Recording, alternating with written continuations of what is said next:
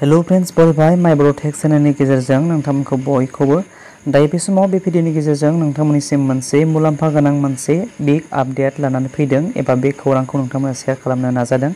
बे खौराङानो जादों माखासे मुलाम्फा गोनां स्किमफोरनि सायाव लोगोसे 30,000 लाइमोनफोरनो 1 लाख रांनि अनसुंथाइखौ जागायजेनगोन। लोगोसे बे खौराङानो जाबाय मोनसे प्रेस मिटनि गेजेरजों सीएमआ फोसावनाय मोनसे खौरां एबा जाय खौरांनि गेजेरजों नोंथांमोनहा मिथिनो मोनगोन आरो लोगोसे नोंथांमोना मिथिनो लुबैगासिनो दं जे लाइमोनफोरनि माखासे सीएमनि अनसुंथाइ रां लोगोसे गोबांथार माखासे स्किमफोरनि सायाव दायो नोंथांमोननो फोरमायगोन। 30,000 लाइमोनफोरनो गिबियै अनसुंथाइखौ जागायजेनगोन। लोगोसे निजुत मयना स्किमनि माखासे रांफोरनि जगायथाय एबा होनाय बेनि स्टार्टिं जागायजेननाय डेट सम बेफोरखौ मिन्थिगोन। लोगोसे 15 लाख रेशन कार्ड एबा निउ रेशन कार्ड एप्लाइनि सोमोन्दैबो जों मिथिनानै मोनगोन बे भिडिअनि गेजेरजों आरो लोगोसे नोंथांमोनहा प्रेस मिटनि गेजेरजों खौरां होनाय एबा फोसावनाय मोनसे नोंथांमोना सीएमनि जा बुंफोरथि बेखौबो नोंथांमोनहा खोनानो मोनगोन ससेयैब्लाबो। नाथाय नोंथांमोननिसिम गोबांथार गोलाव बे भिडिअखौ होनो हाया मानो होनबा बेवहाय कपिराइट फैयो। बेनि थाखायनो मोनसे शर्ट क्लिपखौ सुंद'यै ओरैनोब्लाबो नोंथांमोननो प्रुफ हिसाबै होनाय जायो।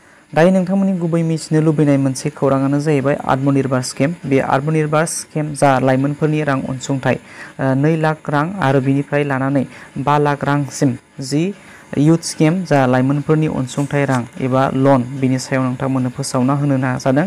बेवहाय सीएमआ गावनि फोसावनाय लेखायै एबा प्रेस मिटनि गेजेरजों बुंनाया जाहैबाय 30,000 लाइमोनफोरनो गिबियै माने सर्टलिस्टखौ होग्रोगोन एबा गिबि सर्टलिस्टआव गाखोनाय 30,000 लाइमोनफोरनो बिथाङा 1 लाख रांखौ प्रभाइड खालामनानै होगोन सेप्तेम्बर दानाव। बेखौ बिथाङा गावनि खुगाजों गाव फोरमायदों। बेखौ गुवाहाटी खानापारायाव बिथाङा लेंहरनानै सेप्तेम्बराव बे रांखौ होगोन होननानै बुङो। बिनिफ्राय निजुत मयना स्किम बेखौ बिथाङा प्रेस मिटनि गेजेरजों फोसावदों। माब्ला होगोन बेखौ बिथाङा फोरमायदों। माने आगस्तनिफ्राय होगोन होननानै बुंदों बिथाङा। बेखौबो जायफोरनाखि गार्लस अनलि फर गार्लसफोरनो होगोन होननानै बुंदों बिथाङा। वमेन इम्पावारमेन्ट मोनसे मिशन बे मावथांखिनि गेजेरजों जायनाखि 10 पास जाबाय HS फरायदों बिथांमोननो 10,000 होगोन। बिनिफ्राय जायफोरनाखि HS पास जाबाय बिथांमोननो 12,000 होगोन होननानै बुंदों। बिनिफ्राय जायफोरनाखि डिग्री पास खालामबाय एबा पस्ट ग्रेजुएट फार्स्ट इयार बिथांमोननो 15,000 बिथाङा होगोन होननानै बुंदों। लोगोसेनो मोनसे बिग आपडेटआ जाबावबाय 15 लाख रेशन कार्ड एबा निउ रेशन बिथाङा माने जगायथाय होगोन होननानै बुंदों। जायफोरनाखि रेशन कार्ड गैजाया एबा गोदान सोसननानै होगोन होनदों 15 लाख रेशन कार्ड एबा 15 लाख बेनिफिसारिफोरनो होगोन। थारमाने बे खौरांखौनो बिथाङा प्रेस मिटनि गेजेरजों फोरमायदों। अब्ला लोगोफोर नोंथांमोनहा दानि माखासे मिथिनो गोनां एबा मिथिनो लुबैनाय नोंथांमोननि जायनाखि स्किम जायफोरनाखि मोननो गोनां आत्मनिर्भर एबा सीएमनि मोनसे मावथांखि जानाखि अनसुंथाइ रां लन बेनि खौरांखौ नोंथांमोना बे भिडिअनि गेजेरजों एसेब्लाबो मिथिबाय। लोगोसे नोंथांमोना जे कनफिउज जानो नाङा जे जायफोरनाखि सर्टलिस्ट जायाखैब्ला नोंथांमोनहा नैबे सीएमनि मोनसे मेन अफिसियेल साइटआव फैनानै नोंथांमोना लगइन खालामनानै जायनाखि इन्टारभिउ मोनाखै नोंथांमोना बेवहाय चेक खालामनानै नायनो हागोन। लगइन खालामनानै नोंथांमोना सर्टलिस्ट जाबायब्ला नोंथांमोना इन्टारभिउखौ लानो मोनगोन आरो जायफोरनाखि लाखांबाय नोंथांमोनहा बेवहाय 30,000नि गेजेराव लिस्टआव गाखोआखैब्लाबो लासैनो फारि फारि मोनलांगोन होननानै बिथाङा बुंदों। बेनिफ्राय फार्स्ट टाइम 30,000खौ बिथाङा जगायनानै होग्रोगोन होननानै बुंदों।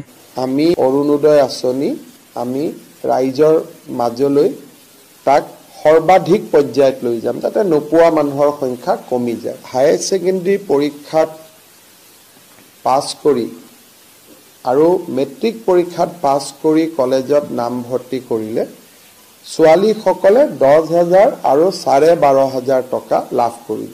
এই আঁচনিখন আমি অহা 15 আগষ্টৰ দিনাখন শুভাৰম্ভ কৰিব। আত্মনিৰ্ভৰ অসম আঁচনিৰ অধীনত 2 লাখ টকাৰ লোনৰ বাবে আবেদন কৰিছিলে। ছেপ্টেম্বৰ মাহৰ ভিতৰত 30,000 জন যুৱকক খানাপাৰাত একেলগে মাতি আনি আমি প্ৰথম কিস্তিৰ 1 লাখ টকা দিবৰ বাবে আমি সিদ্ধান্ত লৈছোঁ যাতে আঁচনিখন বহল প্ৰচাৰ হ'ব পাৰে। অৰ্থাৎ 15 লাখ ব্যক্তিক আমি নতুনকৈ ৰেচন কাৰ্ডৰ সুবিধা দিবৰ বাবেও আজি কেবিনেটে সিদ্ধান্ত লৈছে।